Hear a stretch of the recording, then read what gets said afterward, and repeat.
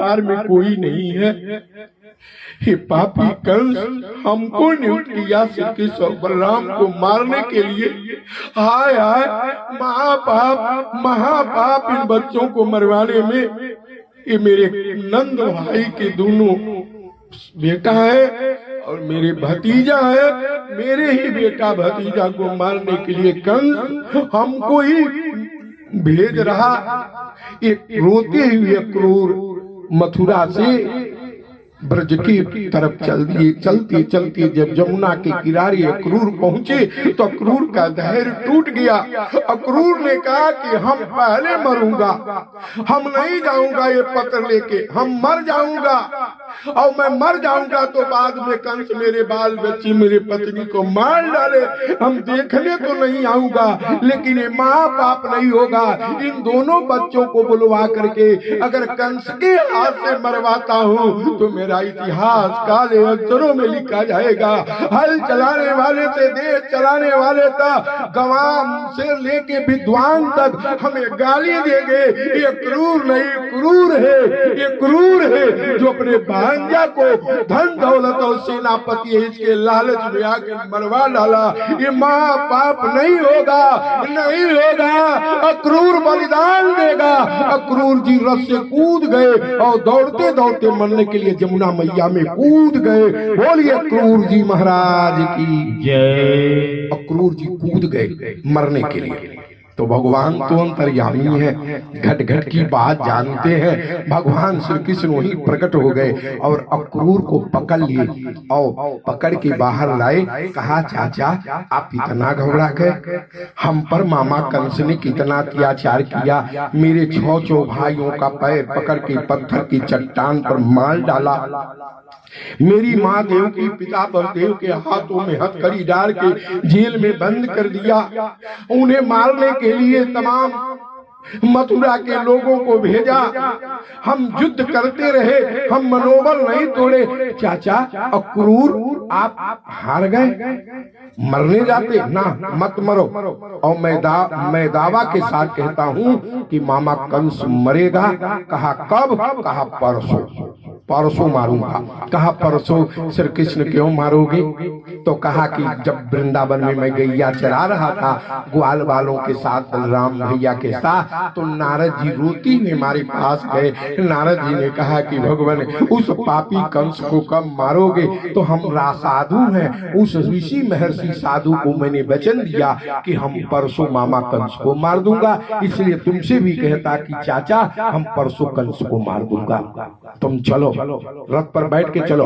और चाचा दादा नंद से मत कहना, उपनंद से मत कहना, सिरदामा से मत कहना, किसी मैया जसोदा से मत कहना, सखियों से मत कहना, अरे वृषभान से मत कहना, वृषभान की बिटिया राधा रानी से मत कहना कि कंस मारने के लिए श्री कृष्ण बलराम को बुला रहा है। ये मत कहना, नहीं तो मेरी मैया जसोदा ना, वो राधा रानी बरसाने वाली ना, वो लोग हमको आने नहीं देंगे तो मामा कंस मरेगा कैसे, मत बताना। तो अक्रूर ने कहा बेटा ठीक है। अक्रूर जी चल दिए। भगवान कृष्ण चले आए ब्रज में और रथ पर बैठ के आए। रथ पर जब बैठ के आए नंद के दरवाजे पाए तो नंद ने बड़ी सुंदर आसन पर बैठाया, जलपान कराए, माखन मिश्री खिलाए, भोजन कराए।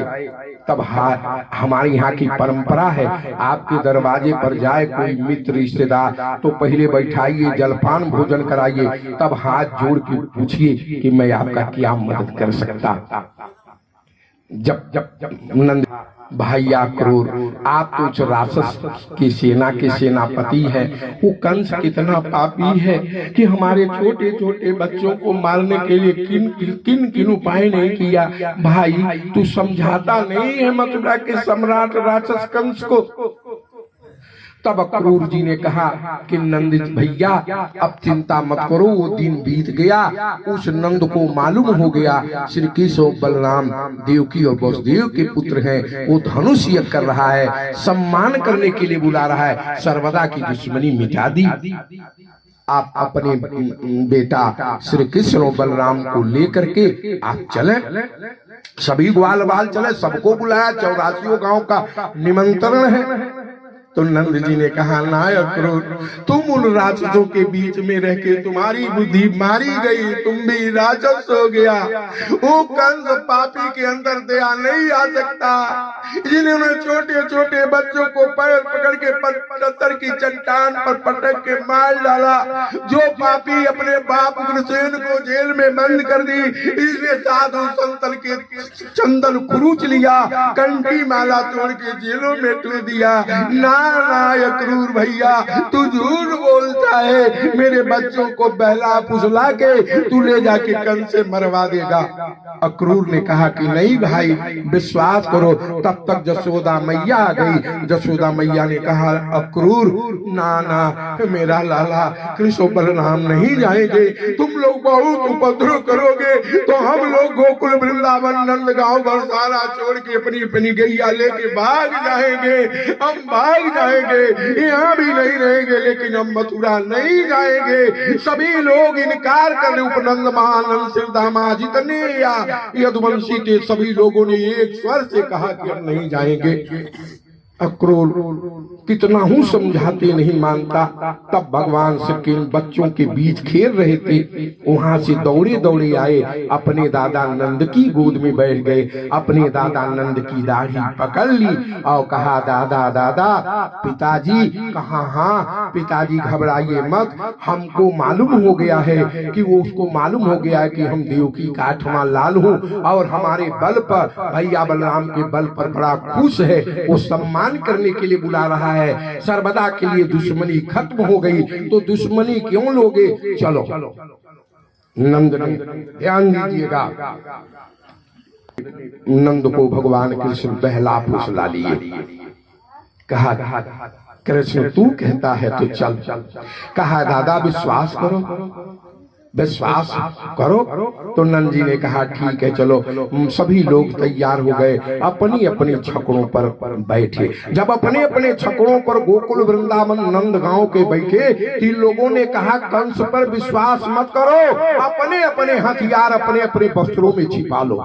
अगर कहीं कंस मथुरा में धोखा करता है, श्री कृष्ण और बलराम को मारने दौड़ता है, मारता है, तो हम लोग अभी अपने अपने हथियार लेकर उस कंस की सेना से, कंस से युद्ध करेंगे, हम लोग मर जाएंगे। अरे गोकुल वृंदावन का एक एक यादव बलिदान दे देगा। सनातन धर्म की रक्षा के लिए यादव लोगों ने कहा, हिंदू धर्म सनातन धर्म की रक्षा के लिए हम बलिदान दे देंगे, हम एक एक यादव मर जाएंगे सनातन धर्म की रक्षा के लिए। तो मेरी लाश पर पैर रख के कंस कृष्ण बलराम को मारेगा, हम मर जाएंगे सनातन धर्म की रक्षा के लिए, सनातन पुरुष कृष्ण बलराम को बचाने के लिए, लेकिन हम जीवित नहीं रहेंगे, हम बलिदान देंगे सनातन धर्म के लिए। अरे जो न सनातन मिट सका, जो न सनातन धर्म मिट सका रावण के तलवारों से, अरे जो न सनातन धर्म मिट सका रावण की अत्याचारों से, क्या वो सनातन धर्म मिट जाएगा इन पत्र पत्रिका नेता और अखबारों से? बोलो भाई, आज तो सनातन धर्म का लोग विरोध कर रहे हैं, लेकिन उस समय जदुवंशी स्वयं सनातन धर्म की रक्षा के लिए खड़ा हो गए। सभी लोग अपने अपने छकड़े पर बैठ के चल दिए। भगवान श्री कृष्ण बलराम जी अक्रूर जी के रथ पर नंद जी बैठ गए। जब अक्रूर ने रथ हाँक दी तो सखियों के धैर्य टूट गए। सखियां रोने लगी कि कृष्ण के बिना हम कैसे रहेंगे। गैया चिल्लाने लगी, बछड़े चिल्लाने लगे। सखियां नहीं मानी, सखियां दौड़ पड़ी, अपनी लाज है आंखों के अपने भाई बंधुओं को पीछे छोड़ दिया, दौड़ पड़ी। और किसी सखी ने श्री कृष्ण की बाल पकड़ लिया, किसी सखी ने श्री कृष्ण की बांसुरी पकड़ ली, किसी सखी ने श्री कृष्ण के कान पकड़ लिए, किसी ने नाक पकड़ ली, कोई गला पकड़ के झूल गई, कोई रथ पर कूद के कमर पकड़ के झूल गई। सखियां कृष्ण को नारायण सारी अंगों को पकड़ लिया। और जानते हैं, राधा रानी बरसाने वाली ब्रखभान की बिटिया राधा रानी बरसाने वाली जानते क्या करती? वो कृष्ण के अक्रूर के रथ के नीचे जाके सो गई और कहा, अक्रूर अक्रूर तू मेरे लाला को लेके भागा जा रहा। हम लाला हमारे प्राण है, श्री कृष्ण ही हमारे शरीर है, श्री कृष्ण ही हमारे प्राण है। इन गैयों के, इन बछड़ों के हम लोगों के लेके भागा जाता। राधा रानी ने कहा, क्रूर, तू क्रूर है, तू रथ चला दे, रथ हाँक दे, ये राधा के प्राण निकल जाए, क्योंकि मेरा मन श्री कृष्ण के साथ जा रहा है, प्राण भी श्री कृष्ण के साथ चला जा। हाल मांस की शरीर बचेगी तो मेरे पिता बृखवान जमुना के किनारे चिता लगा के जला के भस्म कर देंगे, हमारे प्राण भी ले लो, अक्रूर रथ चला दो। किसी सखी ने बांसुरी पकड़ी, किसी ने कान पकड़ी, कोई कमर झक, कोई गला पकड़ के झूल गई, कोई बाल पकड़ के रोने लगी, ना कृष्ण मत जा। और बृखवान की बिटिया राधा रानी अक्रूर के रथ के नीचे सो गई। ध्यान से सुनिएगा, बड़ी सुंदर चर्चा है। अक्रूर के रथ के नीचे सो गई और कहा, अक्रूर रथ चला दो। तब भगवान श्री कृष्ण बांसुरी लिए अक्रूर के रथ से कूद गए और अक्रूर के रथ से कूद के राधा रानी का बाह पकड़ के उनकी आंख के आंसुओं को पोंछते हुए रथ के पहिए से नीचे लाए खींच के। और भगवान ने रोती हुई और राधा रानी के आंख के आंसू को अपने हाथों से पोंछते हुए भगवान ने कहा कि राधा रानी मत रो, मैं परसों मामा कंस को मार के आ जाऊंगा, परसों मारूंगा और मार के मामा कंस को मैं चलाऊंगा, मत रो। ये कह के कृष्ण समझाने लगे। कृष्ण भी रोते हैं, राधा रानी रोती, सखियां रोती, हरे गोकुल रोता, गैया रोती, बछड़े रोते, सब लोग रो रहे। श्री कृष्ण ने कहा कि राधा रानी तुम मुझे बहुत मानती हो? कहा, हाँ लाला बहुत मानती हूँ। कहा, बहुत मानती हो तो हम जो मांगू दोगे? तो राधा रानी ने कहा कि श्री कृष्ण इस राधा के प्राण मांग मैं दे दूंगा, इससे कीमती नहीं ले कुछ। तो भगवान ने कहा, राधा रानी मैं तुम्हारा प्राण क्यों लूं, जो मैं मांगता हूं दे दो। तो राधा रानी कहा, बोलो श्री कृष्ण। भगवान ने कहा कि हे राधा रानी, मामा कंस के अत्याचार से, मामा कंस के दुराचार से पूरी मानवता कांप गई। ईमानदार, चरित्रवान, सनातन धर्म, हिंदू धर्म खतरे में पड़ गया है, इसलिए मामा कंस को मारने जा रहा हूं। तुम्हारी आंख से एक बूंद भी आंसू न गिरे। राधा रानी ने कहा, लाला क्यों न गिरे? कहा, इसलिए कि तुम्हारी आंख से आंसू गिरेगा तो समुद्र बन जाएगा, जमुना समुद्र बन जाएगी, गोकुल वृंदावन नंदगांव समुद्र बन जाएगा, उसमें गैया बह के बछड़े मर जाएंगे, वृंदावन खत्म हो जाएगा, मैया यशोदा मर जाएगी, ये ग्वाल बाल मर जाएंगे, ये समुद्र होगा। राधा रानी समुद्र में तुम भी डूब के मर जाओगी, मैं गोकुल आऊंगा, कहाँ राधा रानी तुमको पाऊंगा, गैया माता यशोदा हम पाएंगे। इसलिए तो मुझे वचन दो कि श्री कृष्ण जब तक तुम मामा कंस के मार के नहीं आओगे तब तक मेरी आंख से एक बूंद आंसू नहीं गिरेगा। राधा रानी ने रोती हुई, राधा रानी ने रोती है, लाला मैं वचन देती हूँ, मैं दोनों हाथ ऊपर उठा के इस वृंदावन में जमुना मैया के तट पर दक्षिण के दिशा में कसम खाती हूँ कि श्री कृष्ण जब तक तू गोकुल नहीं आएगा, व्रज नहीं आएगा, तब तक राधा रानी की एक बूंद भी आंसू पृथ्वी पर नहीं गिरेगा। भगवान ने राधा रानी को बांसुरी दे दी। ध्यान से सुनिएगा हमारी बात। भगवान श्री कृष्ण ने राधा रानी को कमर में बांसुरी खोजे थे, राधा रानी को बांसुरी दे दिया। राधा रानी ने कहा कि श्री कृष्ण बांसुरी क्यों देते? तो भगवान ने हंस के कहा कि राधा रानी तुम यही न कहा करती थी कि भगवान से बांसुरी जो हमारी सवती है, भगवान हमेशा बांसुरी को ओठ से लगाए रहते, हमको ओठ से नहीं लगाते। तो बांसुरी लेके जाऊंगा तो तू कहोगी कि हमारे सवत को ओठ से लगाए होंगे, हमको वृंदावन छोड़ के चले गए। तो देखो तुम भी रहो और तुम्हारी सवत भी रहे, ये शंका समाधान कर देता। भगवान ने राधा रानी को बांसुरी दे दी। भगवान तब से जीवन में कभी बांसुरी नहीं लगाए। बाद में उन्होंने हाथ में चक्र सुदर्शन ले लिया और बांसुरी सर्वदा के लिए राधा रानी को दे दी। भगवान राधा रानी को समझा करके रथ पर चढ़ गए। उन्होंने अक्रूर से कहा कि रथ चला दो चाचा।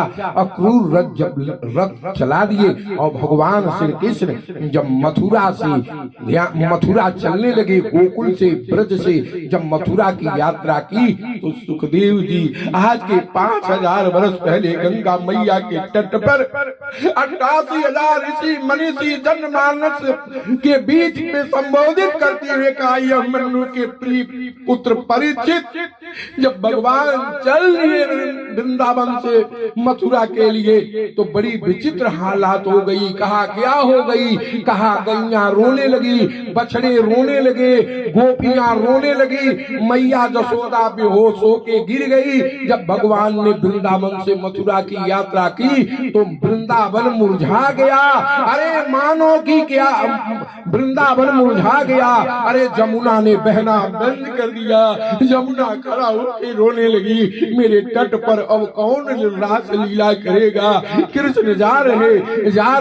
अरे जमुना ने बहना बंद कर दिया, वृंदावन मुरझा गए। अरे मानो की क्या बात, जब भगवान ब्रज से मथुरा की यात्रा की तो मानो की क्या बात, पत्थर भी पिघल गया, पत्थर भी पिघल के रोने लगे। हाय श्री कृष्ण, हाय श्री कृष्ण, हाय श्री कृष्ण कहते रोने लगे। भगवान अक्रूर के रथ पर तमाम हजारों यादवों के साथ, नारायण वंशियों के साथ भगवान आए, जमुना पार कर गए। एक धोबी था, कपड़ा धो रहा था। भगवान ने धोबी से कहा कि धोबी भैया हमें कपड़ा दे दो, हम मामा कंस के घर जा रहे हैं, हमारे मामा मथुरा के सम्राट हैं, हम गैया चराने वाले जंगलों में ग्वाल वाल हैं। हाँ तो मामा की बेइज्जती होगी कि कृष्ण ऐसा, मामा का अपमान होगा, इसलिए कपड़ा दे दो। तो धोबी ने कहा कि रे नीच हिर की जात, गाय भैंस बकरी चराने वाला मथुरा के सम्राट महाराज कंस का कपड़ा मांगता, मूर्ख। यह कह के धोबी भगवान श्री कृष्ण को मारने के लिए दौड़ा। धोबी के पास 10,000 हाथी के बल थे। भगवान ने धोबी से युद्ध किया और धोबी को पटक करके मार डाला और उसके पैर पकड़ा के उसकी लाश को लहराती हुई जमुना मैया में फेंक दिया। बोलिए श्री कृष्ण भगवान की जय। यह वही धोबी था जो त्रेता में सीता मैया को झूठे लक्षणा लगाया था। भगवान मर्यादा के अवतार थे, इसलिए त्रेता में नहीं मारे, द्वापर में आके मारे। भगवान आगे बढ़े, कपड़ा लेके, धोबी से कपड़ा ले ली और लेके जब आगे बढ़े तो मथुरा में प्रवेश किए तो दर्जी मिला। भगवान अक्रूर के रथ से कूद गए और धोबी के पास बलराम ग्वाल वालों के साथ गए और कहा, दर्जी भाई कहा, हाँ कहा कपड़ा बना दो और हम ये मामा कंस का कपड़ा है, बड़ा बड़ा काट के छोटा छोटा बना दो। मामा हमारे मथुरा के राजा हैं और राजा के दरबार में मैं जाता हूँ, का भांजा हूँ, ये फटा पुराना पहन के जाऊंगा तो मामा कंस का अपमान होगा। दर्जी ने कहा कि श्री कृष्ण केशव मधुसूदन, हम आपको पहचानता हूँ, आप साक्षात नारायण हो, भगवान विष्णु हो। आज तो हाड़ मांस वालों के आज तक कपड़ा सिलता रहा, आज मेरी लॉटरी खुल गई, हम परम भाग्यशाली हैं प्रभु, आपका कपड़ा सिलेंगे। सारे चिरके बलराम ग्वाल वालों को पहना दिया। भगवान ने कहा, दर्जी तुमको मैं वरदान देता हूँ। कहा क्या? कहा कलयुग में तुम कपड़ा सियोगे तो बहुत रुपया पाओगे। आप अपने हृदय पर हाथ रखकर विचार कीजिए, जितना का कपड़ा नहीं होता उसे अधिक दर्जी सिलाई लेता कि नहीं लेता। आप 1000 के कपड़ा 500 के ले गए तो सिलाई उतने ही ले लेता। भगवान ने वरदान दिया, आगे बढ़े। जब भगवान आगे बढ़े तो कुब्जा मिली। कुब्जा 3 जगह से टेढ़ी थी, वह चंदन बनाती थी मथुरा के सम्राट कंस के लिए। जब चंदन बनाती थी, लगाती थी, लेप करती थी चंदन, तो भगवान ने कहा, ओ कुब्जा कहाँ लाला, कहाँ चंदन दो। अरे धोबी से कपड़ा लिया, दर्जी से सिलवा के पहन ली, चंदन लगा लूं, हम गाय भैंस चराने वाले, चंदन नहीं हमारे पास है। तो कहा ठीक है। कुब्जा ने आके चंदन लगा दी। भगवान ने कुब्जा का टूठी पकड़ के एड़ी पर उसके नारायण पैर लगा के सीधा कर दिया। कुब्जा परम सुंदरी बन गई। गई। अरे मथुरा में हल्ला हो गया, अरे श्री कृष्ण बलराम जादूगर है, अरे बाप रे बाप, ये अकासुर बकासुर अघासुर को मार डाला, कालिया नाग को रमणतक द्वीप खदेड़ दिया, जमुना का जल स्वच्छ कर दिया। अरे नन्हा शास्त्री की गोवर्धन पहाड़ को 7 दिन 7 रात रोक के गौ अबलाम गरीब की रक्षा की, इंद्र को भैरव वापस लौटने के लिए मजबूर कर दिया। अरे देखो ना, कुब्जा रोज महाराज कंस को चंदन लगाती थी तैयार करके, लेकिन एक दिन श्री कृष्ण को लगाई तो परम सुंदरी बना दिए। जब कुब्जा सुंदर हो गई तो हाथ जोड़ के श्री कृष्ण से कही, लाला हे केशव हे मधुसूदन, आप हमारे घर पधारे। भगवान ने कहा कि कुब्जा समय नहीं है, हम नारद से और राधा रानी से कह के आया हूँ कि परसों कंस को मार दूंगा, कंस को मारना है, हमके जाने दो, कंस मामा को मार दूंगा ना तो तुम्हारे घर आऊंगा। भगवान कंस को मारे तो उद्धव जी के साथ, अपने मित्र उद्धव के साथ कुब्जा के घर गए। ये कथा कहूंगा तो बड़ा समय लग जाएगा, हम आपको लेके चलता हूं, ध्यान दीजिएगा। लेकिन एक बात बता दूं तो बाकी बढ़ूं। भगवान ने क्या किया, भगवान गए, भगवान राधा रानी से कहे थे ना कि हम मामा कंस को मार के परसों आऊंगा, लेकिन भगवान जब कंस का वध कर दिए तो भगवान कभी गोकुल नहीं गए ना। राधा रानी ने भगवान श्री कृष्ण से कही थी कि केशव मधुसूदन, अगर मेरी आंख से आंसू तो जमीन पर नहीं गिरेगा, लेकिन इसी धूल माटी में पड़ी रहूंगी, जब आप आएंगे हाथ पकड़ के उठाएंगे तब उठूंगी। लेकिन भगवान कंस को मार करके मथुरा से द्वारिका जाके बस गए। 16,108 विवाह कर ली, लेकिन भगवान गोकुल वृंदावन नंदगांव बरसाना नहीं गए। उन्होंने एक बार उद्धव को, उन ग्वाल वालों सखियों गौओं को समझाने के लिए उद्धव को भेजा, अपने मित्र को, और 2 बार बलराम भैया को भेजा, लेकिन भगवान श्री कृष्ण कभी गोकुल नहीं गए। राधा रानी 65 वर्षों तक उस धूल माटी में सोई थी। अगर द्वारिका से मथुरा से कोई पंछी चिड़िया आती थी तो उससे पूछती थी, मेरा लाला श्री कृष्ण ठीक है ना? राही बटोही आते थे तो पूछती थी, मेरे भगवान श्री कृष्ण ठीक है ना? उनकी रानियां रुक्मिणी, सत्यभामा, कालिंदी, जामवंती, उनकी रानियां उनको माखन मिश्री खिलाती है, वो सुबह सुबह माखन मिश्री खिलाते थे। लेकिन भगवान नहीं गए, भगवान नहीं गए। विचार कीजिएगा। मैं आपको बता दूं, 65 साल राधा सड़क पर सोई रही, भगवान नहीं गए, और दोबारा जीवन में कभी राधा रानी और श्री कृष्ण से मुलाकात नहीं हुई, कभी नहीं हुआ।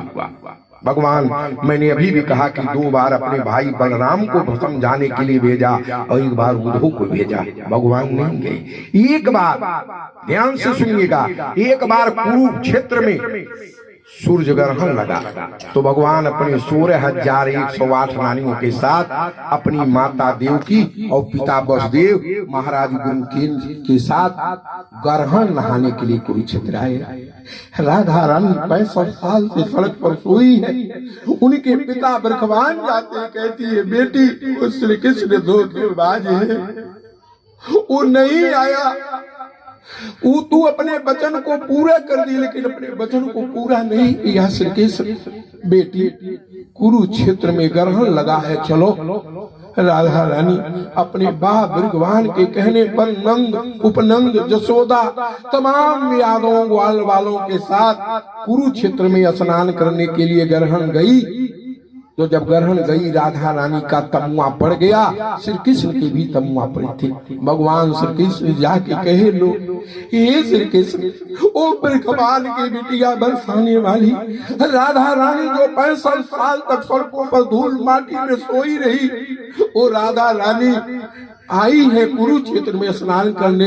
अब अभी तो जाके राधा रानी से दो बात कर लो, राधा रानी को दर्शन दे दो। तो भगवान श्री कृष्ण पापा के अपने तमुआ में रोने लगे और कहा कि भाई हम राधा रानी के पास नहीं जा सकता।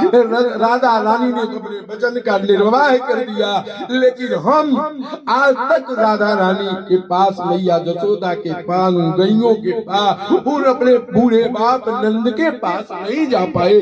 राधा रानी के पास कौन मुख लेके जाऊं?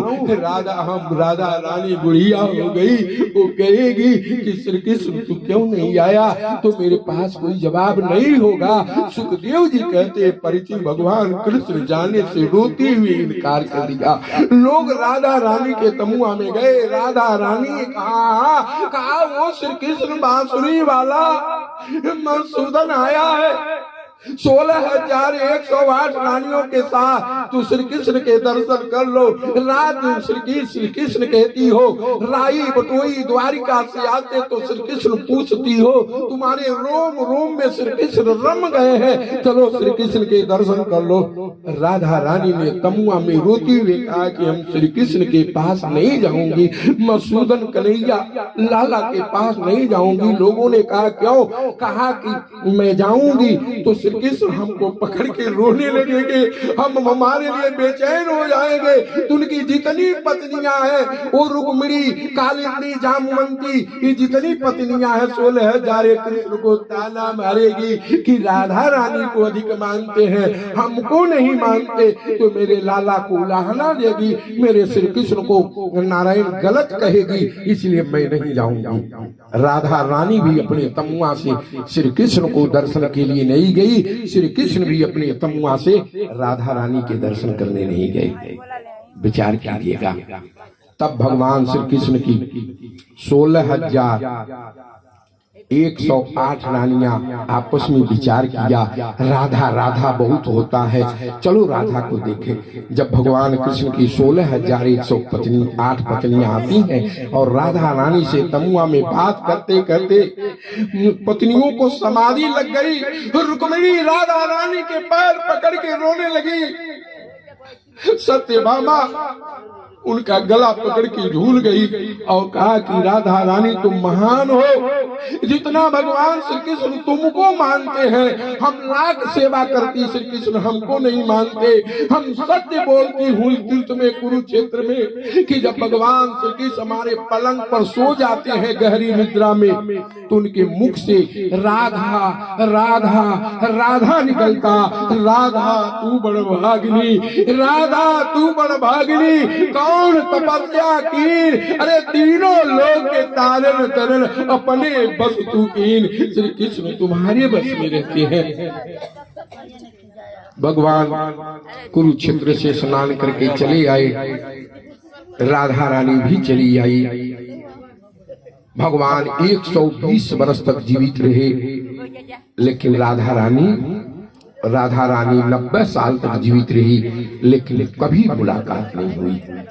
बोलिए श्री कृष्ण भगवान की जय। 1 मिनट के लिए बोलिएगा, प्रेम से हरि का नाम बोलो, प्रेम से हरि का नाम बोलो, हरि का नाम बोलो, प्रेम से हरि का नाम बोलो। सीता सीताराम बोलो, सीता सीताराम बोलो, राधे राधे श्याम बोलो। मथुरा में प्रवेश किए तो कुब्जा को सुंदर बना दिया। भगवान आगे बढ़े तो सिरधर माली मिला। सिरधर माली जो कंस को बहुत सुंदर माला पहनाता था बना के। तो भगवान ने कहा, सिरधर माली, हरे दर्जी ने कपड़ा सिल दिया, धोबी ने कपड़ा दी, कुब्जा ने चंदन लगा दिया, तो माला दे दो। तो सिरधर माली कहा कि हे भगवान, आज मेरी लॉटरी खुल गई, हम परम भाग्यशाली है। उस पापी राक्षस कंस को हम माला पहनाते थे, डर से माला सिरधर माली पहना दिया। हल्ला हो गया पूरे मथुरा में। लोगों ने जाके कहा, महाराज कहा क्या है? कहा कि उसने धोबी के 10,000 हाथी के बल को रखने वाले को कृष्ण ने मार डाला, कपड़ा लूट ली, दर्जी आपका टूट गया, कपड़ा पहना दिया सिल के, उपजा चंदन लगा दी, सुंदर हो गई, घर चली गई। बीच से वो सिरधर माली भी श्री कृष्ण को माला पहना के अपने घर चला गया। बड़ी चिंता हुई कंस को। कंस ने कहा कि मेरे बहादुर चारों मुष्टिक तमाम राक्षसों, जाके बनिया लोगों से कह दो मथुरा में कि अपने अपने मिठाई, पूरी, सब्जी, चना बेचने वाले, मिठाई बेचने वाले, जितने खाने पीने वाले वस्तु बेचने वाले, फल मूल, सब में जहर मिला दो और इन श्री कृष्ण बलराम को, इन यादवों को, ग्वाल वालों को जबरदस्ती खिलाओ ताकि ये मर जाए, बीच में हमारे पास नहीं आ जाए। सुखदेव जी कहते हैं कि परीक्षित, ये कंस कितना मूर्ख है, कितना मूर्ख है, बोलिए कितना मूर्ख है कि भगवान को जहर से मारता। अरे भगवान तो हर जगह है भाई, जहर में भी तो भगवान है। कोई ऐसी जगह है जहाँ भगवान नहीं? जैसे कहीं भी रगड़िए आग उत्पन्न हो जाता, अतिशय रगड़ करे कोई अनल प्रकट चंदन से होई, चंदन बड़ा शीतल होता, ठंडा होता, उसका भी रगड़ किया जाए तो आग उत्पन्न हो जाता। भगवान तो हर जगह व्याप्त है। बाबा तुलसी ने कहा हरि व्यापक सर्वत्र समाना, अप्रेम से प्रकट होई मैं जाना। बोलो जहर से मरेंगे, जहर दिया गया, एक भी ग्वाल, एक भी यदुवंशी और श्री कृष्ण बलराम नहीं मरे, नहीं मरे। विचार कीजिएगा, विचार कीजिएगा, ध्यान से सुनिएगा। आधा मिनट और कीर्तन कीजिए। नारायण नारायण नारायण। जब भगवान ग्वाल वालों के साथ अपने दादा नंद अक्रूर के साथ रथ पर बैठ के चलते हैं तो बनिया लोग थाली में लेके भगवान की आरती करने लगे। भगवान किया, भगवान ने कहा कि जाओ तुम्हारे दुकान में सामान लद जाए और तुम्हारे ग्राहक बढ़ जाए। तो दुकान में सामान लद गया, ग्राहक बढ़ गए। तब भगवान ने कहा कि बलराम भैया रथ से अक्रूर चाचा से कूद के चलो, इन दुकानदारों से मामा के घर का रास्ता पूछा जाए। तो भगवान के बलराम आए, कहा ए बनिया, कहा है? कहा मामा कंस के घर कौन जाएगा? तो कहे आगे पूछ लो। आगे जितने बनिया से कहे सब बनिया कहे आगे। जब बनिया की दुकान नहीं चलती है, वैश्य की दुकान नहीं चलती, तो ब्राह्मण साधु बुला के पूजा करवाते, तमाम काम करते। आज जब दुकान चल जाती तो राही को रास्ता भी नहीं बता। किसी बनिया की दुकान पर जाइए, भीड़ हो, उसे रास्ता पूछिए, नहीं बताएगा, कहेगा आगे जाके पूछ लीजिए, आगे पूछ लीजिए, हटिए आगे पूछिए। भगवान से यही कहे तुरंत भगवान को भूल गए। ममता पाई काहि मद नाही। जब व्यक्ति ममता पा जाता है तो परमात्मा को भूल जाता। श्री कृष्ण को भूल गए। दुकान नहीं चली तो पूजा करके दुकान चलवा ली, दुकान चल गई तो भगवान को भूल गए। बोलिए, इसलिए कबीर ने कहा कि सुख में दुख में सुमिरन सब करे, सुख में करे न कोई, जो सुख में सुमिरन करे तो दुख काहे के होए। सुख में सुमिरन करोगे तो दुख नहीं होगा, विचार कीजिएगा। लेकिन ये बनिया सुख में सुमिरन नहीं करते भगवान को, दुख में सुमिरन करते हैं। तो बोलो कल्याण कैसे होगा? आप भी जब दुख में पड़ते हो तो भगवान भगवान रट लगाते हो, और जब सुख में पड़ते हो तो भगवान को भूल जाते। तो बोलो भगवान का दोष कहाँ है यहाँ? भगवान ने बलराम जी से कहा, देखा चलो। भगवान फिर अक्रूर के रथ पर बैठ गए, बलराम जी रथ चले लगे। जब भगवान मथुरा के बीचों बीच में पहुंचे, ध्यान से सुनिएगा, वरना बात स्लिप कर जाएगी, समझ में नहीं आएगा, हम भी डिस्टर्ब कर जाएंगे। विद्वान नहीं, आपका आशीर्वाद प्राप्त करते हैं। महुआ बारी के भक्तजनों, जब भगवान अपने चाचा क्रूर के रथ पर बैठकर मथुरा के बीचों बीच में ग्वालों यादवों के साथ पहुंचे तो जितने मथुरा की नर नारी पुरुष थे सब सड़कों के किनारे खड़ा होकर के दर्शन करने लगे और कहने लगे स्त्रियां कहती हैं धन्य है ब्रज की गोपियां, धन्य है ब्रज के लोग, धन्य है ब्रज की सखियां, जो श्री कृष्ण को छछिया भर छाछ पर नाच नचायो। इस श्री कृष्ण को छछिया भर छाछ पर नाच, धन्य है धन्य कृति। सभी लोग देख रहे भगवान की सुंदरता। ये बताओ कौन भागा होगा जो भगवान को देख के न मोहित हो जाए। नारायण लिखा कि जो स्त्रियां नई नई दुल्हन थी, अभी घर से नहीं निकली थी, घुघुट कार के थी, तो झरोखों से देखती है, अटारियों से देखती है। का जुअती भवन झरोखन लागी, झरोखों से देखती और श्री कृष्ण को देखती है। श्री कृष्ण को देखती तो जो नई नई लड़की हैं वो कहती श्री कृष्ण ही मेरे दुल्हा हो जाए, जो बुढ़िया हैं तो कहती है श्री कृष्ण ही मेरे पुत्र हो जाए। हे भगवान इनको हमारा बेटा बना के भेजो। क्यों देवकी का बना के भेजा, हमारा बेटा बना के भेजो। जसोदा का बेटा क्यों बना के भेजा। बूढ़ी बूढ़ी माता अपने पुत्र के रूप में कृष्ण और बलराम को मांगती है और नौजवान लड़कियां पति के रूप में मांगती है। बड़ी विचित्र दशा मथुरा की हो गई। होशो हवास लोग खो दिए। जो बर्तन माज रही थी, जो चूल्हा फूंक रही थी, जो रोटी बेल रही थी, जो गैया दूध रही थी, सब छोड़ के श्री कृष्ण के दर्शन में आ गई। एक नई नई दुल्हन आई थी, वो स्नान कर रही थी। स्नान कर रही थी तो जब सुनी श्री कृष्ण आ गए तो नई नई दुल्हन थी, झरोखा के रास्ता झांकने लगी और कहने हाय श्री कृष्ण तुम ही मेरे पति होते। और रोने लगी भगवान कृष्ण को देख करके। तो उसकी सास आई आप पीस से झाड़ू पर लगी मारने। कुछ सास ऐसनो होली जो पतोही के सास नाई लगे देली, खाली पतोही में थोड़ो दोस्त। एक पतोही वाली एक सास वाली की 5 को 6 को पतोही वाली पतोही रोज लड़ावे ली, रोज सास सवेरे एक टक्कर लड़ा दिया।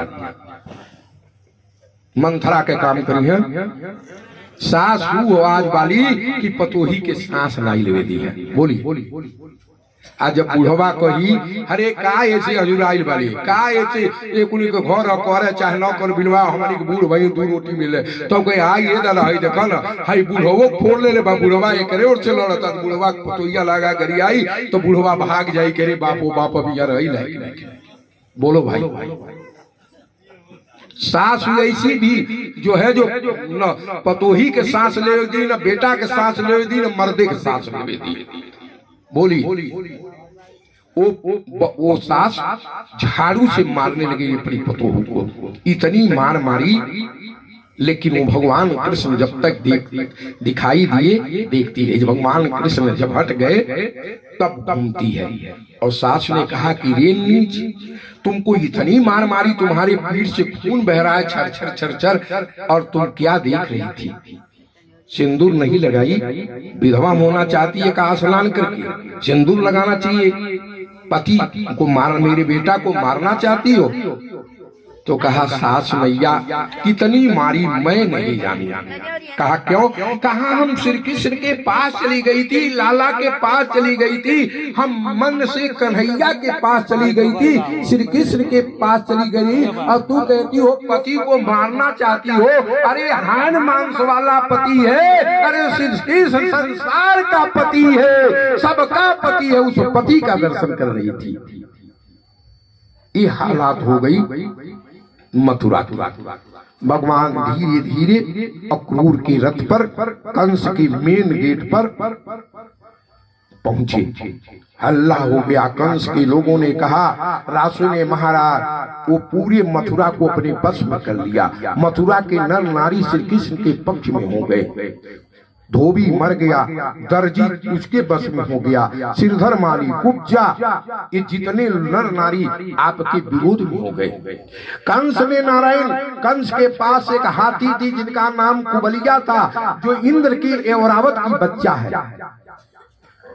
महाउत को बुलाए और महाउत को बुलाए और महाउत से कहे कि तुम हाथी को डराम के डराम शराब पिला दो और तुम स्वयं शराब पी लो।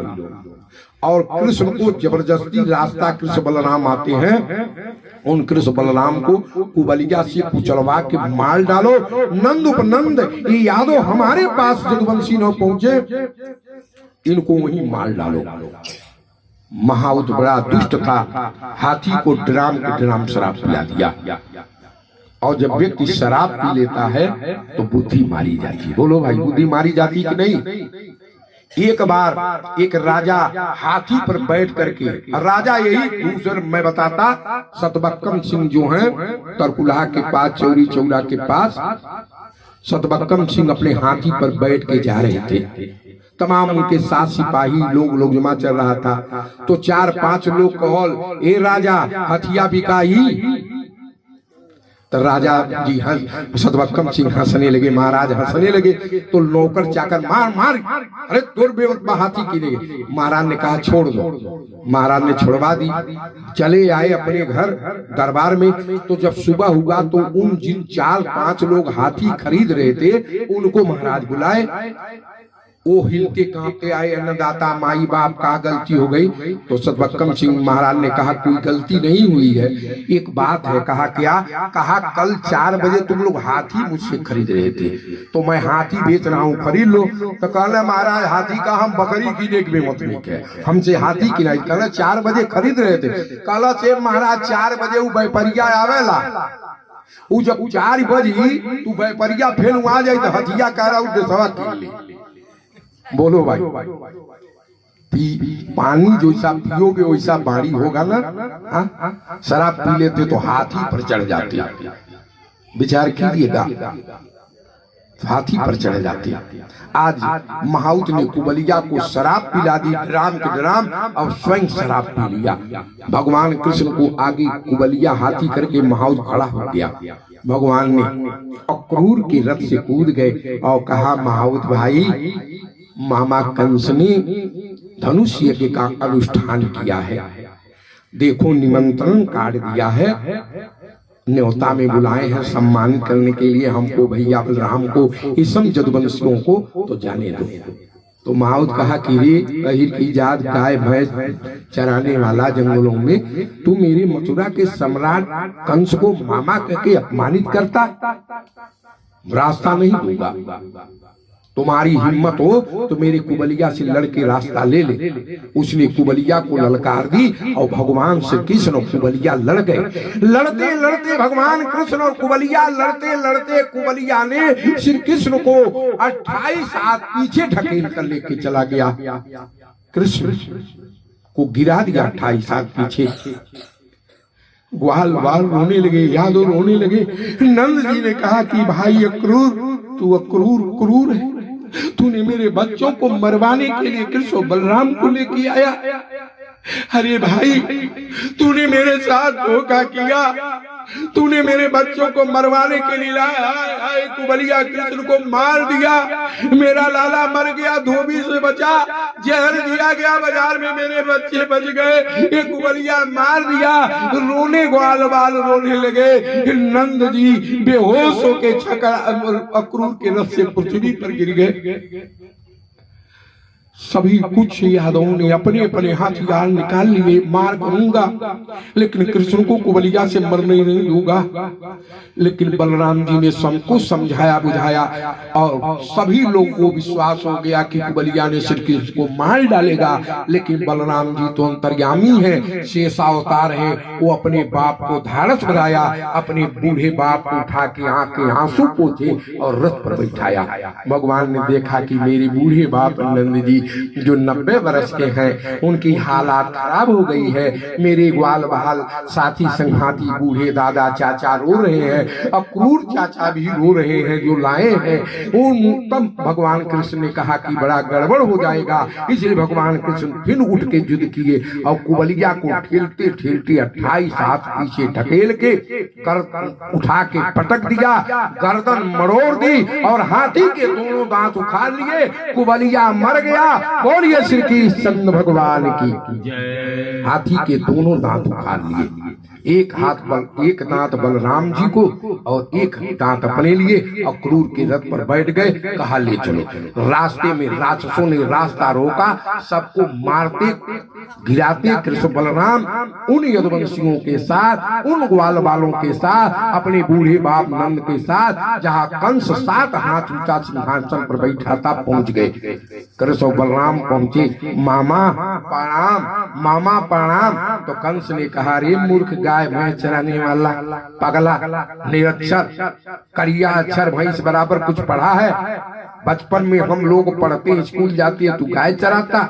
तू नहीं जाना राजा के घर आया है तो राजा के घर खाली हाथ नहीं जाना चाहिए। तो भगवान श्री कृष्ण ने मुस्कुरा के कहा, मामा हमको मालूम है, हमारे ब्राह्मण देवता कुल पुरोहित गर्गाचार्य जी हैं। गर्गाचार्य जी ने हमको बताया, वो ब्राह्मण देवता ने, कि बेटी के घर खाली हाथ नहीं जाना चाहिए, गुरु जी के घर खाली हाथ नहीं जाना चाहिए, मंदिर में खाली हाथ नहीं जाना चाहिए, यज्ञ में खाली हाथ नहीं जाना चाहिए, भगवान की कथा हो तो खाली हाथ नहीं जाना चाहिए, और अपने राजा देश के राजा के पास जाए तो खाली हाथ नहीं जाना चाहिए। इसलिए हम बलराम भैया बड़ी कीमती चीज लाए हैं। कंस ने कहा, क्या लाया? तो भगवान कृष्ण ने हाथी का दांत दुपट्टा में चुराए थे, कंस के बाएं हाथ में पकड़ा दी और बलराम दाहिने। कंस और जल गया, अरे बाप रे बाप, मेरे कुबलिया हाथी को मारकर और मेरे ही हाथी के दांत हमको भेंट में देते। भगवान कंस ने कहा कि सुनो, कहा क्या?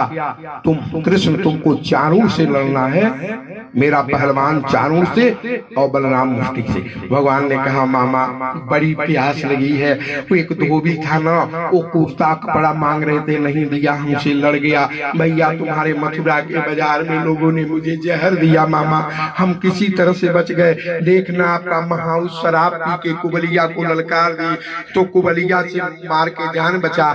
बहुत प्यास लगी है मामा, पानी पिला दो और हमको, हम बलराम भैया को बैठने को जगह दे दो। अक्रूर को बैठा दिया, नंद उपनंद को जगह दी बैठने के लिए। श्री कृष्ण बलराम को न जल पूछा न बैठ। कहा कि अरे मूर्ख, यमुना पार करके आ गए, अब तुमको मारूंगा तू नहीं बचेगा। सुन, कहा क्या? कहा कृष्ण तुझे चाणूर से लड़ना होगा। और बलराम मुट्ठी से भगवान कृष्ण पापा के रोने ने भगवान ने कहा कि मामा हमारी कुल उम्र 9 वर्ष की है, बलराम भैया 10 वर्ष की है। ये चारों मूर्ति 1-1 लाख हाथी के बल रखने वाले हैं।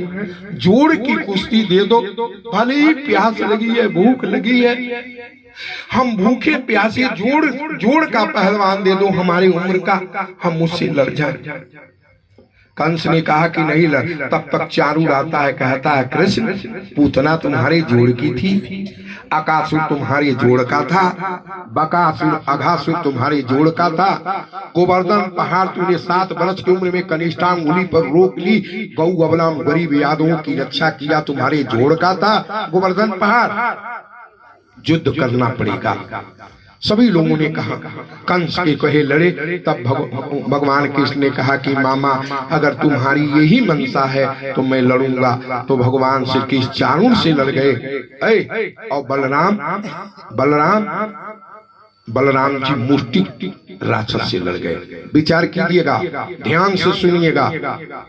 कितनी अटारियों पर उस कुश्ती को देखने के लिए मथुरा की महिलाएं, माँ बहन बेटियां भी गई थी। माँ बेटियों ने अपना सर पटकने लगी, हाय हाय ये पापी कंस देखो ना, 8 वर्ष के लड़के श्री कृष्ण को चाणूर से, 9 वर्ष के लड़के श्री कृष्ण को चाणूर से और मुष्टिक से लड़ा दिया। बलराम 10 साल के, हाय रे पापी। तमाम महिलाएं ने कहा कि भाई देखो यहाँ रहना ठीक नहीं है, जहाँ न्याय हो तो बल हो तो अन्याय करने वाले को मार डालना चाहिए, और बल नहीं है तो कान और आंख मूंद के भाग जाना चाहिए, नहीं पाप लगता। हाय हाय हमारे पास उतना बल नहीं है। महिलाएं कहने लगी, बहन बेटियां मथुरा की, कि हम पापी कंस को मार सकूं। इसलिए तमाम माँ बहन बेटियों ने अपना आंख बंद करके और कानों में अंगुली दे के भाग गई। कुछ माताएं अटारियों पर देखती रही। उन्होंने कहा कि ये यमुना मैया, अगर ये पापी कंस मर गया तो हम सत्यनारायण व्रत की कथा कथा सुनूंगी और 5 ब्राह्मण भोजन कराऊंगी। ये तमाम प्रकार की बातें कहने लगी। चारों तरफ मनौती होने लगी। भगवान श्री कृष्ण चाणूर से और बलराम मुष्टिक से लड़ रहे। लड़ते लड़ते लड़ते लड़ते लड़ते लड़ते भगवान श्री कृष्ण जब लड़ रहे हैं तो चाणूर ऊपर हो गया, भगवान कृष्ण नीचे हो गए। भगवान कृष्ण को मारने लगा, बलराम को मुष्टिक मारने लगा तो अक्रूर जी रोने लगे। अक्रूर जी रोने लगे। बगल में नंद रोते हैं, कहते अक्रूर तू नखड़ा करता, तू जानता था कि पापी कंस जो अपने बाप को जेल में बंद कर दी, इस पापी कंस के यहाँ मेरे दोनों पुत्रों को चढ़ा के लाया। मेरे कृष्ण बलराम मर जाएंगे, अब गोकुल में कौन मुख दिखाऊंगा। ये कह के नंद रोने लगे, तमाम लोग रोने लगे। अक्रूर ने कहा कि नंद भाई मत रो, अब मैं कंस का सेनापति नहीं हूँ, हम श्री कृष्ण का सेनापति हूँ। नाक के ऊपर पानी चढ़ गया तो मैं कंस के खिलाफ युद्ध करूंगा, चिंता मत करो। हम कंस के खिलाफ लड़ूंगा, चिंता मत करो। नारायण जितने ग्वाल बाल यादव गए थे सनातन धर्म की रक्षा के लिए, हिंदू धर्म की रक्षा के लिए, भारत की संस्कृति के लिए अपने वस्त्रों में हथियार छिपाए थे, अपने हथियार निकाल लिए। मालूम पड़ा कि कृष्ण चाणूर से और बलराम मुष्टिक से लड़ते हैं तो ये यदुवंशी यादव अब कंस की सेना से लड़ाई छेड़ देंगे, यह रंगभूमि अब रणभूमि बन जाएगी। तब भगवान ने कहा कि बड़ा खून खराबा होगा। बलराम को इशारा किया, मारो मुष्टिक को। तो बलराम जी मुष्टिक को मार दिए और चाणूर को मार के भगवान ने उसके पैर को पकड़ कर लहराती हुई लाश फेंक दी। तमाम राक्षस घबरा गए। कंस पसीना पसीना हो गया। अभी कंस कुछ सोचता क्या करूं, तब तक भगवान जमीन से इतना जोर जंप किए कूद गए कि कंस को पकड़ लिया और कंस का गला पकड़ के मरोड़ के मार डाला और कंस की भी लाश को लहराते हुए आंखड़े के बीच फेंक दिया। बोलिए श्री कृष्ण भगवान की। चाणूर भी मरा, मुष्टिक भी मरा, पापी कंस मरा। कंस के 8 भाई थे, ये भी लड़ने के सबको मार दिया। भगवान ने सब राक्षसों को मार दी। तो कंस की 2 पत्नी है, 2 रानियां, एक का नाम अस्ति, एक का नाम प्राप्ति। ये मगध के सम्राट जरासंध की पुत्री है।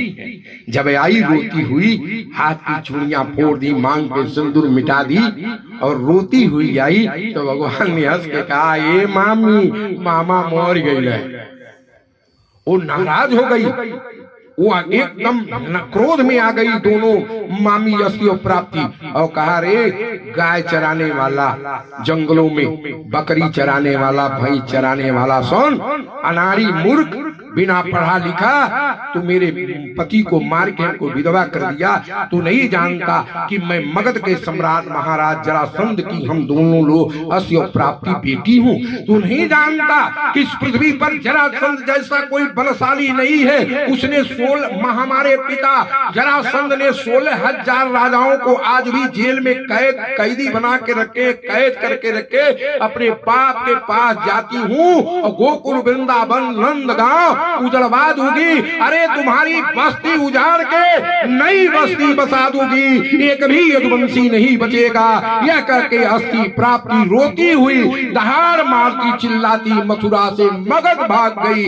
बोलिए श्री कृष्ण भगवान की जय। भगवान ने नंद जी ने कहा कि बेटा, श्री कृष्ण कहा, हाँ दादा।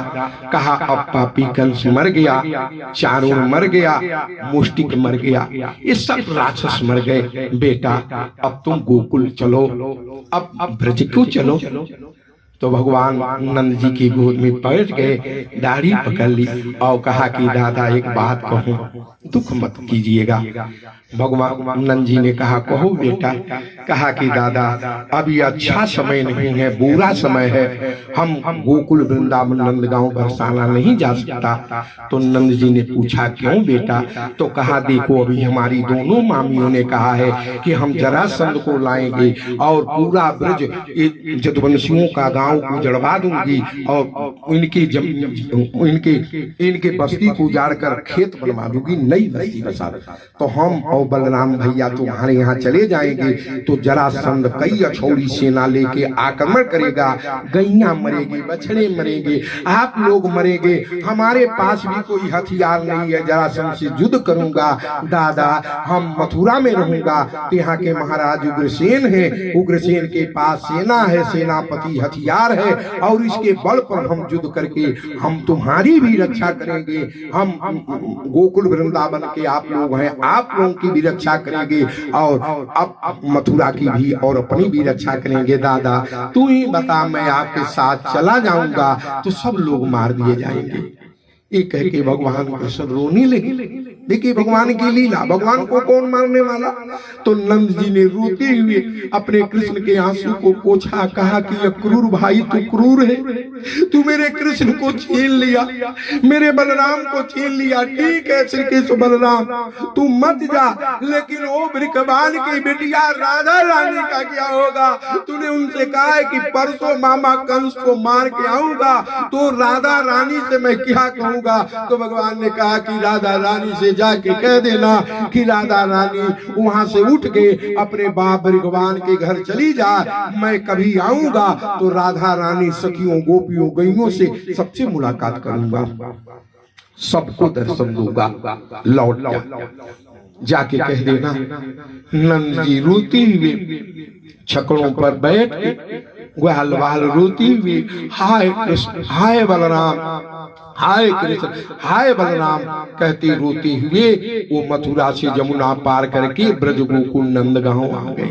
इधर भगवान अपने जेल में गए, अपने माता देवकी और वसुदेव के हाथों की हथकड़ियां खोली, पांवों की बेड़ी खोले। भगवान ने अपने पिता वसुदेव माता देवकी से कहा, माता हमारे लिए आपने बड़ा कष्ट किया, आप पापी मामा कंस आपके 6 पुत्रों को, मेरे 6 भाइयों को पैर पकड़ के पत्थर की चट्टान पर मार डाला। तो देवकी रोती है, बस दे हमारे 6 बेटे मर गए। तो भगवान ने कहा हम आपके बेटों को अपने भाइयों को लाता हूँ। तो भगवान तुरंत जमपुरी गए जहाँ जमराज रहते। तो उन्होंने कहा कि मेरी माता देवकी के 6 पुत्र तुम्हारे यहाँ आए हैं और मेरे भाई हैं। तो जमराज कहा रे महाराज आ गए जमपुरी, हमारी जमपुरी परम पवित्र हो गई और 6 भाइयों को देवकी के 6 पुत्रों को दे दिया। भगवान ला करके अपने 6 भाइयों और माता देवकी के 6 पुत्रों को वसुदेव को सौंप दिया। भगवान उग्रसेन को राजा बना दी। तब उग्रसेन ने कहा कि श्री कृष्ण बलराम तुम अब तक गैया चराए, अब कुछ पढ़ो। तो इन लोगों ने पढ़ने के लिए उज्जैन में संदीपनी गुरु के आश्रम में भेजे। संदीपनी गुरु के यहाँ गए। सुदामा एक ब्राह्मण मित्र हुए उनके, और उन्होंने 64 दिन में सारी विद्या पढ़ ली, सारी वेद। अरे भगवान को क्या पढ़ना है, भगवान तो सब जानते हैं, लेकिन 64 दिन में सब कुछ पढ़ करके भगवान फिर मथुरा वापस आ गए। मथुरा वापस आए तो जरासंध 23 अछौड़ी सेना लेके मथुरा को घेर लिया कि मेरे दामाद कंस को मार दी। तब भगवान ने क्या किया कि जरासंध के सारे राक्षसों को मार दी।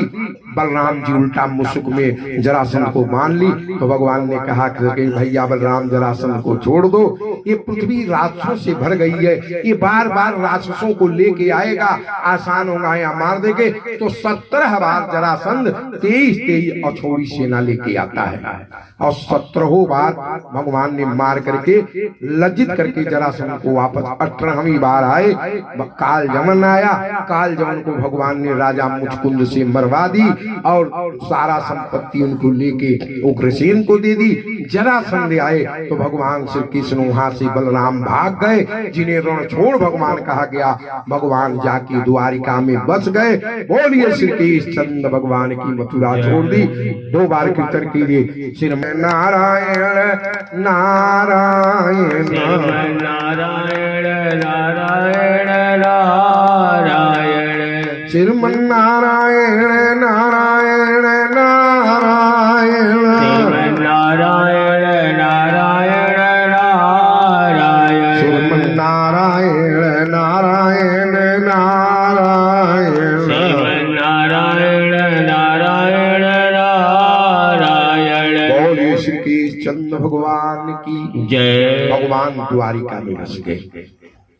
भगवान ने प्रथम विवाह भीष्मक की बेटी रुक्मिणी से किया। ध्यान से सुनिएगा, भगवान ने प्रथम विवाह, भगवान ने 16,108 विवाह की। पहला विवाह भीष्मक की बेटी रुक्म की बहन रुक्मिणी से की। रुक्मिणी भीष्मक की बेटी है, नौजवान हो गई। भीष्मक ने कहा कि मैं अपनी लाडली दुलावरी बिटिया का विवाह द्वारिका श्री कृष्ण से करूंगा। तो रुक्म ने कहा, भाई बाप ने कहा कि कृष्ण से करूंगा, और भाई कहता कि नहीं, चेदी के राजा शिशुपाल से अपनी बहन की शादी करूंगा। विचार कीजिएगा, बाप बेटा में झगड़ा हो गया। अंत में भीष्मक बुढ़ा थे, उनका नहीं चला, और बेटा ने शिशुपाल को तिलक चढ़ा दी और कहा कि फला दिन, अष्टमी के दिन, बुधवार के दिन बारात लेके आऊंगा। जब बारात आने लगी, 2 दिन बाकी था, तो रुक्मिणी भपक भपक के महलों में माता पार्वती के पास होने लगी, माता माता, मैं मन से, वचन से और कर्म से श्री कृष्ण को पति मानती हूँ। मेरा राक्षस भाई रुक मेरा विवाह शिशुपाल से कराना चाहता है, हमारा पातिव्रत धर्म टूट जाएगा। ध्यान देना, भारतीय नारी, हिंदुस्तान की नारी जिनको मन क्रम वचन से पति मान लेती तो मान लेती। परीक्षित ने प्रश्न कर दिया, सुखदेव जी महाराज, रुक्मिणी क्यों कृष्ण को कैसे जानती थी कि पति के रूप में मानती थी? कहा कि एक बार खिलौना बेचने वाला, मूर्ति बेचने वाला मूर्तिकार पहुंचा भीष्मक के यहाँ, तो शंकर जी की मूर्ति, राम जी की मूर्ति, नारद जी की मूर्ति, इंद्र की मूर्ति, तमाम देवी देवताओं की, ब्रह्मा की मूर्ति को देखी तो श्री कृष्ण की मूर्ति सुंदर लगी। तो 7 वर्ष के मेरे रुक्मिणी ने श्री कृष्ण की मूर्ति कीन ली और श्री कृष्ण की मूर्ति को हृदय से लगा लिया, और उसने कहा कि मैं ही मेरे पति है। 7 वर्ष की उम्र में ही श्री कृष्ण को पति मान लिया। खिलौना बेचने वाला, मूर्ति बेचने वाला गया तो मूर्ति खरीद ली, कही ये तभी से श्री कृष्ण को पति मानती थी। सुखदेव जी परीक्षित से कहते, जब शिशुपाल ने कहा कि नहीं, हमारी जब रुक्म ने कहा कि हमारी बहन की शादी शिशुपाल से होगा, तो रुक्मिणी रोने लगी और कहा कि ये माता पार्वती, मैं सुना हूँ कि जिस समय सीता मैया जनकपुर के पुरवाली में रो के कहा था कि मेरा विवाह राम से करा दो, मेरा पति राम जी होंगे, तो तूने मैया सीता को आशीर्वाद दिया कि सुन सत्य आशीष हमारी, अब पूरी ही मनोकामना तुम्हारी, तुम्हारी मनोकामना पूर्ण हो, तुम्हारा विवाह राम जी से होगा। त्रेता में सीता ने राम जी से विवाह किया, तो द्वापर में मेरा विवाह वही राम श्री कृष्ण बन के आए हैं, श्री कृष्ण से करा दो। रो रही थी, चारा नहीं चलता था। उसी समय पुरोहित बाबा आए। पुरोहित जानते हैं, सबके पुरोहित होते, पुरोहित बाबा आए। रुक्मिणी ने पुरोहित बाबा का पैर पकड़ लिया और कहा, महाराज पुरोहित उसे कहते हैं जो जजमान का पूरा पूरा हित करे। आ लोग पुरोहित नहीं कहते, उपरहित कहते हैं, ऊपर ऊपर हित करे। पुरोहित माने पूरा पूरा हित करे। पुरोहित राजा बलि के शुक्राचार्य थे, जो राजा बलि की रक्षा के लिए अपनी एक आंख गंवा दी। बोलो बोलो। पुरोहित के पैर पकड़ के रुक्मिणी कहती है, बाबा हम भारतीय नारी हूँ, मैं मन क्रम वचन से श्री कृष्ण को पति मानती हूँ। अगर मेरा भाई रुक्म मेरा विवाह शिशुपाल से करा देगा तो मेरा पतिव्रता धर्म टूट जाएगा और मैं पंडोहे में कीड़ा बन के चली जाऊंगी, और नहीं तो सुअर और कुतिया बन के जन्म लूंगी, नरक में चली जाऊंगी। शिशुपाल मेरा धर्म तोड़ देगा। ब्राह्मण देवता धर्म के जानने वाले थे। कहा कि रुक्मिणी बेटी हम तुम्हारे पतिव्रता धर्म के लिए सब कुछ करने के लिए तैयार हूँ, बोलो क्या। तो रुक्मिणी ने कहा बाबा हम मतवा के लिए 9 लखा हार देती हूँ, 9 लखा हार ले लो, लेकिन मेरा एक पत्र द्वारिका श्री कृष्ण के पास पहुंचा दो और जवानी भी कह देना कि नहीं जाओगी, तो जिस दिन विवाह होगा आप नहीं पहुंचोगे तो रुक्मिणी अपने गले में फंदा लगा के मर जाएगी। बाबा रोती हुए कहा कि बेटी हम 9 लखा हार लेंगे, हम ब्राह्मण हैं, हम धर्म की शिक्षा देते हैं, हम लोभी ब्राह्मण जानती हो 9 लखा, मुझे एक कौड़ी नहीं चाहिए। हमारा धर्म आज ललकार रहा है कि तुम्हारे पातिव्रत धर्म की रक्षा करूं, मैं जा रहा। ब्राह्मण देव भागते भागते द्वारिका गए और जब द्वारिका गए तो भगवान श्री कृष्ण ने उन ब्राह्मण देवता का चरण अपने हाथों से धोया, धो के उनके चरण धूरी भगवान पिए, अपने महल में उनकी चरण धूरी छिड़कवाए, खूब खिलाए पिलाए, सम्मान किया और कहा ब्राह्मण देव आप कहाँ के रहने वाले हैं, कहाँ है। तो ब्राह्मण ने कहा कि महाराज आप कौन अंतर्यामी है, आपको लोग भगवान कहते हैं, लेकिन कितनी मनुष्य की तरह लीला से पूछते कहाँ आए हैं और कहाँ के रहने वाले। अगर पूछते हैं तो मैं बताता हूँ, हम भीष्मक का पुरोहित ब्राह्मण हूँ, कुंडन देश के। कहा भीष्मक का मैं पुरोहित हूँ और उनकी एक लड़की रुक्मिणी है, 7 वर्ष की उम्र में आपकी मूर्ति खरीद ली और वो मूर्ति लेके अपने पास सोती है, रुक्मिणी अपने पास बैठती है, मूर्ति लेके चलती है, आपको पति मानती है और उसका भाई राक्षस रुक्म विवाह कराना चाहता है शिशुपाल से, तो पतिव्रता धर्म उसका टूट जाएगा मधुसूदन के संग। चलिए रुक्मिणी का धर्म बचा लो। भगवान ने कहा चलो चलो।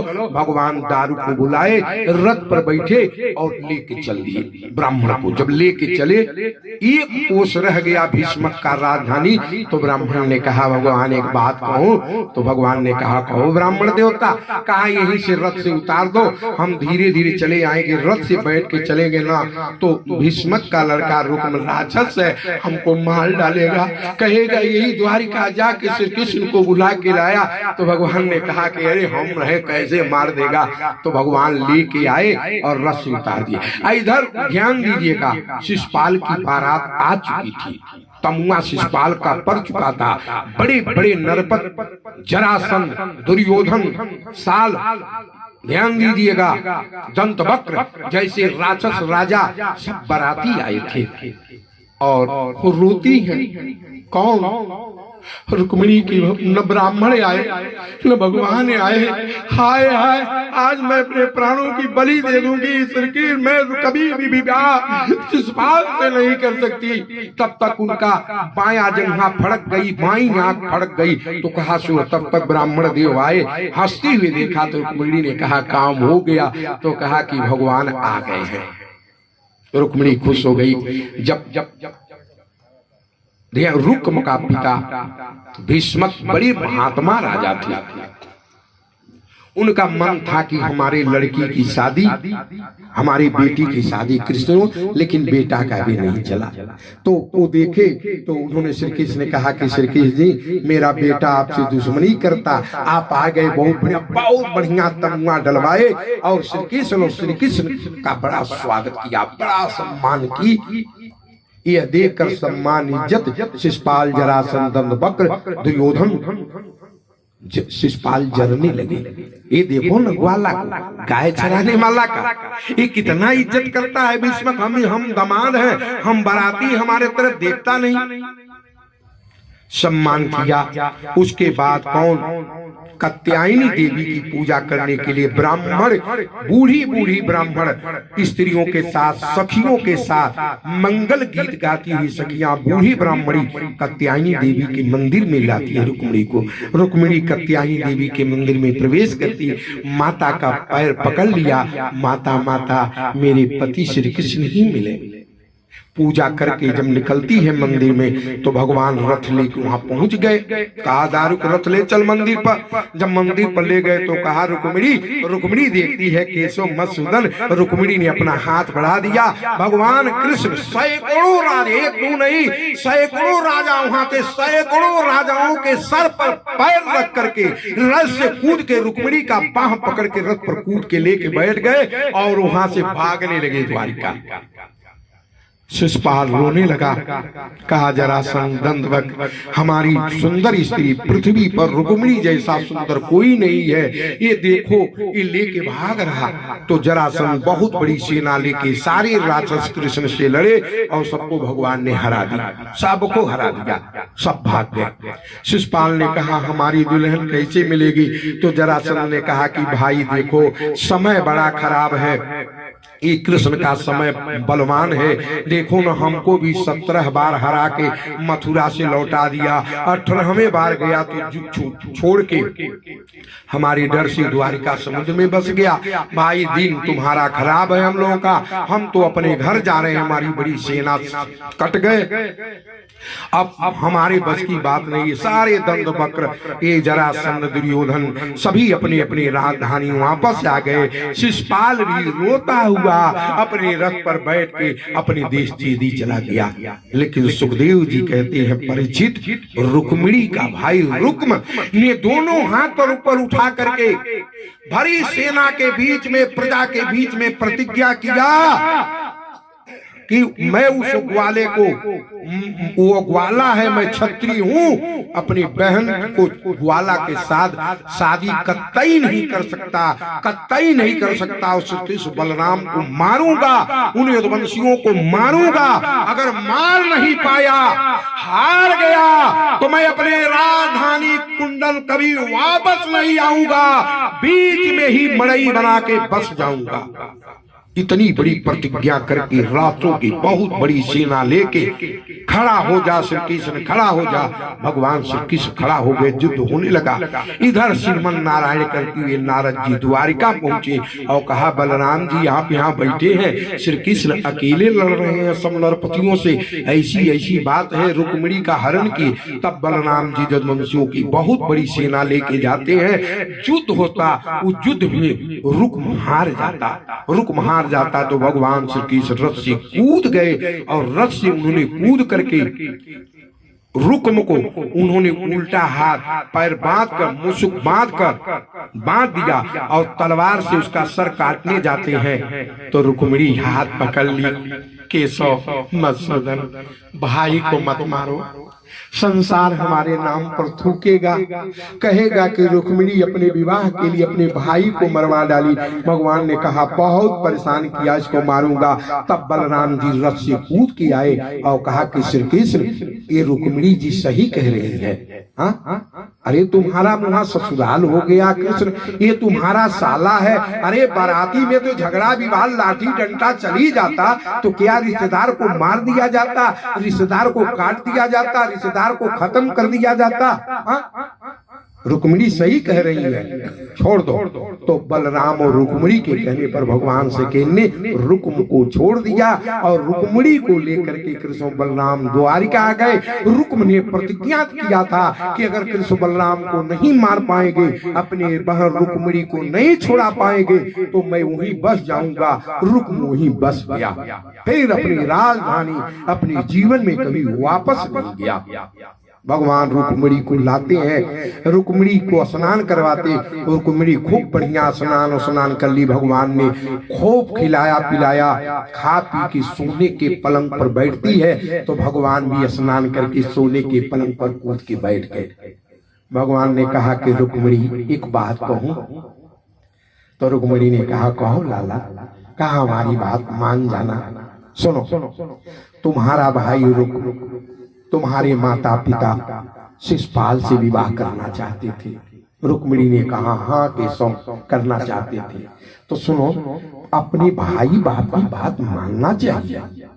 मैं आता नहीं तुमको हरण करने के लिए, लेकिन पुरोहित बाबा ने तुम्हारे कहे कि नहीं जाओगे तो रुक्मिणी मर जाएगी, आत्महत्या कर लेगी, इसलिए तुम आत्महत्या न करो। आत्महत्या करने वाले लोग प्रेत होते, नरकों में जाते, आत्महत्या न कर, इसलिए रुक्मिणी मैं तुम्हारा हरण करके लाया। शिषपाल तुझे बहुत मानता है। वो बेचारा अपना जोड़ा जामा दुल्हा वाला कपड़ा पहना था, रोती हुई अपने देश वापस जीदी चला गया। रुक्मिणी नीत कहती है कि भाई बाप जहाँ विवाह करे वहाँ विवाह कर लेना चाहिए, अभी कुछ बिगड़ा नहीं है, हम तुम्हारे प्राणों की रक्षा कर दी, तू मेरे रथ पर बैठो और तुम्हारे बाप भीष्मक और भाई रुक्म के पास छोड़ देता हूँ और शिषपाल को बुलवा करके शिषपाल से विवाह कर लो। जब भगवान ने कहा तो रुक्मिणी बेहोश होकर सोने के पलंग पर गिर गई। भगवान ने कहा देखो अब तो मालूम पड़ता मर गई, तो भगवान ने बड़ी मेहनत से होश लाए, दांत फोड़े, पानी डाले, हवा किए, रुक्मिणी को होश आया। रुक्मिणी ने कहा कि मधुसूदन मैं बार बार कहती हूँ कि पति आप हमारे हैं, 7 वर्ष की उम्र में पति मान लिया, अगर आप हमको शिषपाल के साथ जबरदस्ती विवाह कर देंगे, आप हमारे पिताजी हमारे भाई रुक्म, तो मेरा पतिव्रत धर्म खत्म हो जाएगा। और जानते हैं ना इस देश में संसार में एक सती नारी अनुसुईया हुई जिन्होंने सीता जी को चित्रकूट में उपदेश दिया, कहा नारी का एक ही धर्म, एक ही व्रत, एक ही पूजा कि पति की सेवा करे, आप हमारे पति परमेश्वर है, सर्वेश्वर है। कहा क्या एक ही धर्म, एक ही धर्म, एक व्रत ने माँ अकाय वचन मन पति पद प्रेमा, पति पर प्रेम हो मन से वचन कर्म से, ये अनुसुईया जी ने सीता जी को कहा। तो आप हमारे पति हैं कि नहीं है, बोलो। तो कहा तुम मानती हो तो मैं पति है ये हूँ। तो कहा कि शिषपाल से विवाह होगा तो मेरा धर्म टूट जाएगा कि नहीं टूट जाएगा। और स्वामी आप हमको काल लेके जाएंगे मेरे बाप भीष्मक और भाई रुक्म के पास, हम द्वारिका से नहीं जाऊंगे। कहा क्यों? कहा कि हम बाप भीष्मक जो हैं कुंडल देश के राजा हैं, वहाँ की लड़की हूँ, वहाँ से डोली में आई हूँ, आप लेके आए हैं रथ पर बैठा के। बेटी की डोली नैहर से उठती है और अर्थी ससुराल से उठती है। कोई लड़की नैहर से दुल्हन बन के डोली में आती और विमान पर लाश बन के ससुराल से श्मशान घाट पर जाती। तो हम अपने बाप के घर नहीं जाऊंगी, शिषपाल से विवाह करूंगी, मेरा धर्म टूट जाएगा, हम यही मर जाऊंगी और मेरी अर्थी उठेगी, इसी द्वारिका में जला देना। स्वामी मरने के बाद इस रुक्मिणी को आग लगा देना, अपने हाथों से जला देना कि रुक्मिणी के जन्म मरण बन जाए। मैं नहीं जाऊंगी। क्यों? एक ही धर्म है। कहा क्या एक ही धर्म, एक ही धर्म, एक व्रत ने माँ अकाय वचन मन पति पद प्रेमा। बोलिए आज क्या है? एक धर्म एक व्रत ने माँ, वही पहिरी सखी चला हो सिनेमा। सिनेमा देखने जाती है, पति को छोड़ के हीरो देखने जाती है। बोलो एक आज 2 पति चाहिए, नेता और अभिनेता। नेता माने जो देश लूटता, अभिनेता माने जो फिल्म बना के लूटता। दोनों लुटेरा पति चाहिए। बोलो भाई, कालेज से एक डॉक्टर आई, कालेज से एक डॉक्टर आई, सिनेमा देखन मदर पठाई, देख सिनेमा यति अनुरागा, तो लीडर एक्टर 2 बार मांगा। स्कूल से एक लड़की आई, देख सिनेमा माई पठाई, देख सिनेमा यति अनुरागा, नेता हीरो 2 बार मांगा। आज 2 बार चाहिए, लेकिन पहले 1 बार चाहिए। जब यह कह के रोने लगी कि मैं मर जाऊंगी, मेरी लाश को जला देना स्वामी, तब भगवान ने कहा कि रुक्मिणी मैंने प्रयास किया, हमने मजाक किया, आप तो इसको सीरियस ले लिया। रोती हुई रुक्मिणी के गालों पर आंसू आ गए थे। भगवान ने अपने हाथों से, मैं घट-घट की बात जानता हूँ, तुम मन से, कर्म से और वचन से मुझे पति मानती हो, तुम मेरी धर्म पत्नी हो, हम तुम्हारे पति हैं, हम तब कभी तुमको तुम्हारे बाप भीष्मक और तुम्हारे भाई रूप के पास नहीं पहुंचाऊंगा। तब रुक्मिणी को नारायण शांति मिली। बोलिए श्री कृष्णचंद्र भगवान की। इस तरह ध्यान दीजिएगा, इस तरह से भगवान ने अपने जीवन में 16,108 विवाह किए। कितने किए? 16,108 विवाह भगवान ने की। और भगवान की हर रानी से 10 बेटा, 10 पुत्र और 1 पुत्री अर्थात 1 कन्या ने जन्म दिया। इतनी भगवान की नाती हुई अनिरुद्ध, उनका विवाह बाणासुर की लड़की उषा से हुआ। विचार की सोनितपुर में हरदोई नाम सुने ना, हरदोई जिला, उसका नाम पहले अब हरदोई है, लेकिन उनका हरदोई, उसका हरदोही क्यों नाम पड़ा? हरदोई जानते हैं, वहाँ भगवान के जुड़वा दुश्मन जन्म लिए। कश्यप ऋषि के पत्नी के पेट से भगवान के जुड़वा दुश्मनों ने जन्म लिया। एक का नाम हिरण्याक्ष, एक का नाम हिरण्यकश्यप, इसलिए उसका नाम हरदोई पड़ा। और उसी हरदोई में सोनितपुर में नारायण हिरण्यकश्यप के, नारायण ध्यान दीजिएगा, वंश चल राजा बलि के पुत्र बाणासुर हुआ और बाणासुर की कन्या हुई उषा से विवाह अनिरुद्ध का हुआ। प्रद्युम्न का विवाह संबरासुर के घर दासी जो माया थी, जो रति थी, उनसे विवाह हुआ। और एक बात और बता दूं, अनिरुद्ध का विवाह रुक्म के नातिन से भी हुआ। रुक्म जो रास्ते में बस गया था, तो अनिरुद्ध ने रुक्म के नाती से विवाह किया। और बारात साज के बलराम जी गए वहाँ, भगवान कृष्ण गए, रुक्म अटपट बोलने लगा तो बलराम जी ने अपने हर मुँह से रुक्म को मार डाला। यानी रुक्म की बहन की शादी श्री कृष्ण से हुई और रुक्म के नातिन की विवाह श्री कृष्ण के नाती से हुआ। बोलिए श्री कृष्ण भगवान की जय। भगवान ने सुदामा से मित्रता की और सुदामा की दरिद्रता को भगवान ने खत्म कर दिया। विचार कीजिएगा, भगवान ने भिन्न भिन्न प्रकार की लीलाएं की। यह कथा श्री सुखदेव जी महाराज परीक्षित को सुना रहे हैं। इन्हीं शब्दों के साथ वाणी को विश्राम, 2 बार भगवान के नाम का संकीर्तन करें।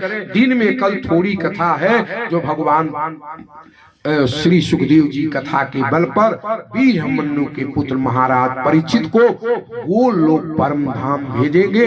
कल पुड़ावती होगी, कल दिन में हवन होगा, तुला दान कराएंगे मार्कंडेय जी अपने माता जी को और हवन होगा। हवन के बाद ध्यान दीजिए।